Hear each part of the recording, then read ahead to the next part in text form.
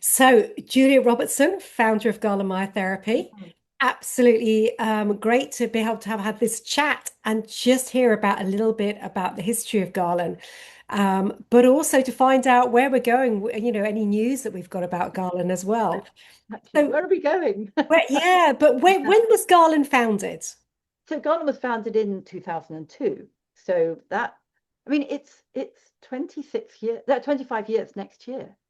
Amazing. Incredible, incredible. Yeah. Yeah. What was your motivation for founding Galen? Well, it all started, and I'm sure some people know the story about Huffo, and how he was a puppy, had a bad neck, and everyone basically said there was nothing that could be done. And then a vet said, well, I think he's just got a bad neck. So I just did some simple exercises, and he lived for another 16 and a half years. And that was the beginning. That was when, as I quite often say, that was when the nightmare started, because that's when I realized how there was this hole of soft tissue, Yeah. um, physical therapy, but soft tissue treatments for the canine that was missing. It was a huge gap, wasn't it? We had physios and there was equine. There was a lot in the equine world, but in the canine, there just wasn't that much at There was all nothing at available. all. Exactly. I mean, there were a few chiropractors that worked on dogs, but that was more, I'm not sure if they had, excuse me, actual training to work on dogs, Yeah, or whether they just transferred their skills. Um, but that was all. And it's quite incredible how far the industry has come in all these years. yeah, From that situation there, I actually looked as far as I could, because of course Google search was not quite as good as it is now, but I could find no one. And there were no training organizations for canine. There was no training organizations that trained in any animal physical therapy apart from horses.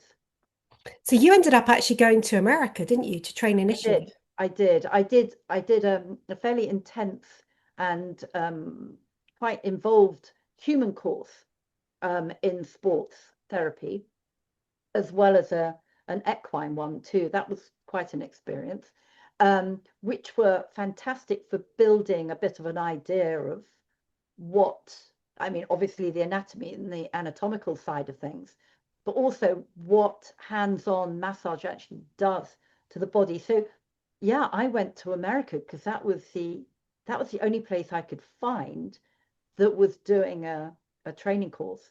So And what it actually led you to build Garland then? So you were obviously treating lots and lots of dogs.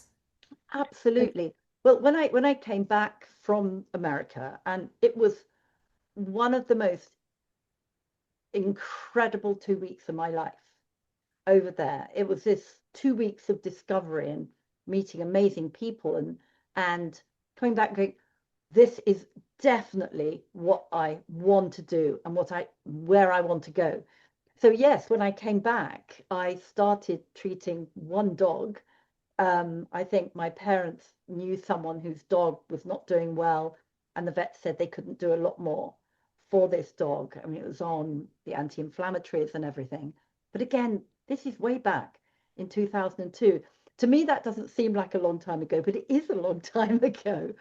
Um, and so I approached the vet because I needed to get consent, obviously. And they thought, well, I'll do no harm. So there we go, and gave the consent. And this dog made a miraculous, not recovery, but a miraculous change, and went on to live for another couple of years. So then I started treating another dog, and some vets were very keen because it's almost, I don't know what else to do with this dog, so we'll sign it. Until I got incredibly busy. I mean, I was treating 9 dogs a day most days. Wow. And then I thought, well, I can't do this on my own. Wow. That's a huge amount of dogs to treat. It was an amazing experience. Yes. And that was the real foundation of Garland. Those dogs and subsequent dogs and everyone else's dogs that from other therapists and most certainly from yourself have all fed into our now experience. But those were the real foundation. Those made jaw-dropping changes at times. Fantastic. So Yeah. when you decided to do to do the course, you Mm. decided to do it accredited, didn't you, to make sure that it was, Absolutely. external moderation and it was Exactly. properly Exactly. certificated. Yeah, yeah, yeah, absolutely. And the reason for that is I had a little bit of experience working within a training company for just a while. And it was all about, well, nothing's worth having in the training world unless there is proper external accreditation. So it really is, and it's always been my philosophy too. And I know this is again where we connect totally. Who's guarding the guards themselves? Yeah, It's great if you put together a great course, but you need that external validation and assurance for yourselves, but also for anyone else that's going to come along and join you. So I looked around and I did have some experience with working with the OCN, which the Open College Network, which then in our area sort of morphed into becoming Laser Learning Awards. So originally I worked with them and I contacted them and I said, hello, I'd like to put together a course. I had no idea about how to put together learning outcomes, assessment criteria, and all that really important stuff and building the whole course. So I can't say it wasn't a painful process. well, we've been going through another painful process, We haven't we? have. Because Garland never stands still. No, it doesn't. No, It's it always doesn't. evolving.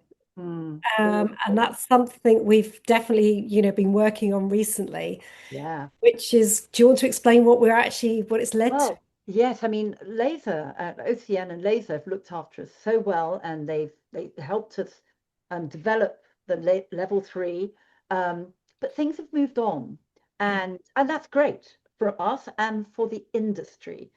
And industry standards now are looking much more towards having full accountability of your training. And that has got to come through Ofqual, yeah, which is the government recognized accreditation. I hope I said that correctly because I know this wording is really important. So it's on that framework which is recognized and has standards. So we were looking at that, weren't we, a few years ago? We were thinking we were. it would be lovely to be able to move on to this framework. And the stars aligned. And this is what we are and have been doing for quite a few months now. It is. So really proud that we can launch the level 4 myofascial Absolutely. diploma. Absolutely. I mean, dream or what? I mean, It's- this is just fantastic because we've always known that with the level three is fantastic. We're always teaching people yeah, so much more. And now it's a really good level of accreditation, knowledge, and practice yeah. with that ethical practice as the foundation to it all. Absolutely. And this is what I love and I love about Garland, and which is why it's just such a dream job for me as well, really, just being involved in it because we never stand still. We're Mm. always looking at new science that's coming out. We're always looking at new research that's emerging, Yep. and the joy of actually being able to develop what we teach people to Yep. keep to pace with what is actually being, written about now in scientific papers. And we've been teaching it for ages, haven't we? We've been teaching it forever.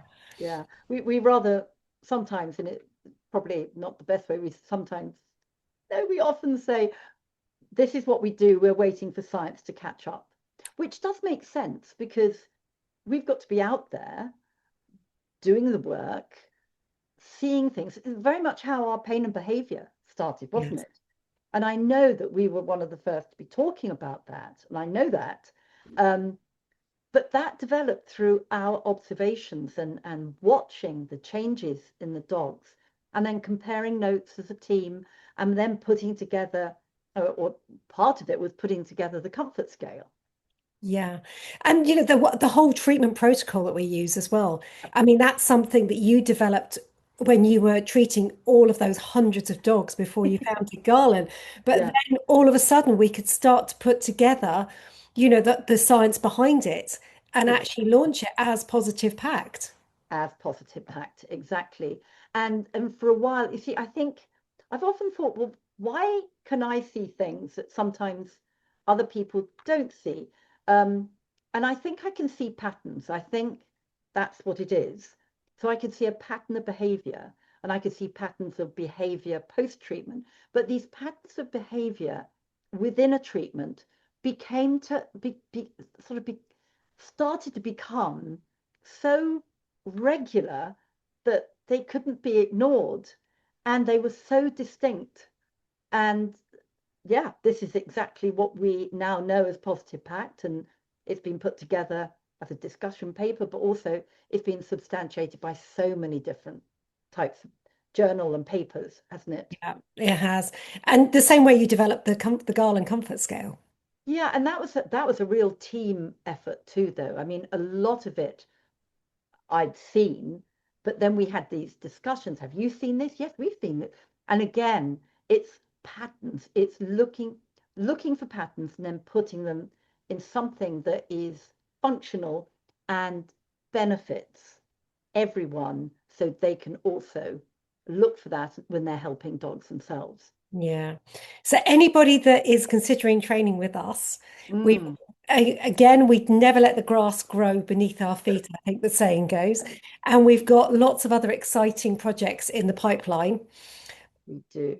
We do. Yeah, Well, we have lots of them, some of which we're still putting together, but the one that we are definitely working on, which is, I know, your dream and my dream, which is the level 6.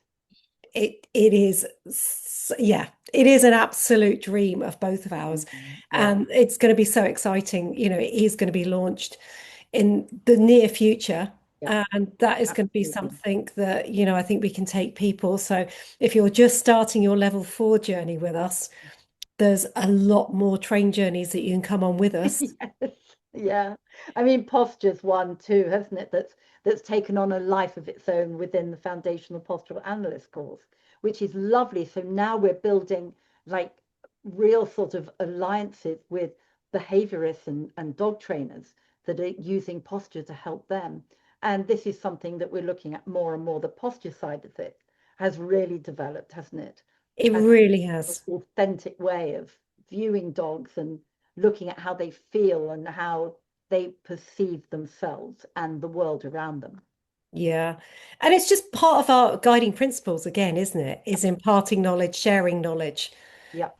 and being able to reach different facets of Mm. people who work with dogs. Exactly. That want to work in the same way. Yeah. They want to work in the same way as we do. And we've been contacted by lots of vets and vet nurses and people from all different canine professions, as well as individual dog lovers. So it's an interesting expression. I can't think of how else to describe people that just really want to work with dogs and be with dogs who say to us, but that's exactly how I want to work. I want to work with a dog, Yes. alongside, communicating and actually helping them on a equal basis. Yeah. So hopefully anybody watching this is going to be inspired. And if they've got any questions, they can always get in touch with us, can't they, to ask Absolutely. further. Absolutely. No, please do. Our website, it's got a wonderful let's talk button. Yeah. Have a chat. Have a Have a chat. chat. Yeah. Thank you so much, Julia. It's a fantastic insight into the My history and pleasure. the ongoing history of garden. Oh, yes. We're building history every day, aren't we? Does that make We sense? are. Thank you Fantastic. very much. You're very welcome. Bye.